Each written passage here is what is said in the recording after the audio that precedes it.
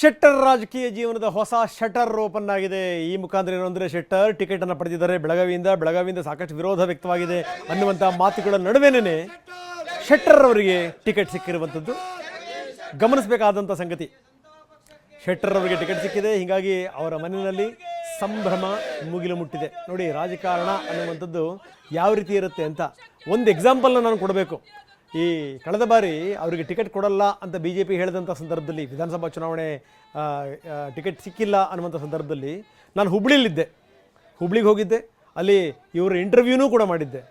ಮನೆಯಲ್ಲಿ ಮತ್ತೊಂದು ಜನ ಇರಲಿಲ್ಲ. ಇವರು ಮನೆಯಲ್ಲಿ ನಾನು ಕಂಡಿದ್ದು ಜಗದೀಶ್ ಶೆಟ್ಟರ್ ಅಂತ ದೊಡ್ಡ ವ್ಯಕ್ತಿ ಪಕ್ಷ ಬಿಟ್ಟ ತಕ್ಷಣ ಟಿಕೆಟ್ ಇಲ್ಲ ಅಂದ ತಕ್ಷಣ ಯಾರೂ ಇರಲಿಲ್ಲ ನೋಡಿ. ಆದರೆ ಈಗ ಮತ್ತೆ ಮನೆ ತುಂಬ ಜನ. ಇದೇ ರಾಜಕಾರಣ.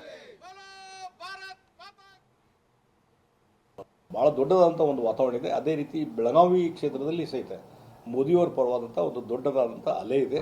ಹೀಗಾಗಿ ಅದೆಲ್ಲವನ್ನೂ ಇವತ್ತು ಅವರ ಹಣ ಮತ್ತೊಂದು ಯಾವುದಿದ್ರೂ ಎದುರಿಸಿ ಇವತ್ತು ಚುನಾವಣೆಯನ್ನು ಗೆಲ್ತೀವಿ. ಯಾವುದು ಅಸಮಾಧಾನ ಇಲ್ಲ. ನಾನು ಕಳೆದ ಒಂದು ವಾರದಿಂದ ಎಲ್ಲರ ಜೊತೆ ಸಮಾಲೋಚನೆ ಮಾಡ್ಕೊಂಡು ಬಂದಿದ್ದೀನಿ. ಎಲ್ಲರೂ ಸಹಿತ ಒಂದ್ಸಲ ಇಲೆಕ್ಷನ್ ಟಿಕೆಟ್ ಘೋಷಣೆ ಆಗಲಿ, ನೀವೆಲ್ಲ ಮೊದಲೆಲ್ಲ ಸಂಘಟನೆ ಮಾಡಿದಂಥವ್ರು ನಿಮ್ಮ ಜೊತೆ ಇರ್ತೀವಿ, ಎಲ್ಲರೂ ಕೂಡ್ಕೊಂಡು ಕೆಲಸ ಮಾಡ್ತೀವಿ ಅಂತ ಹೇಳಿ ಅಲ್ಲಿಯ ಸ್ಥಳೀಯ ನಾಯಕರು ಎಲ್ಲರೂ ಹೇಳಿದ್ದಾರೆ.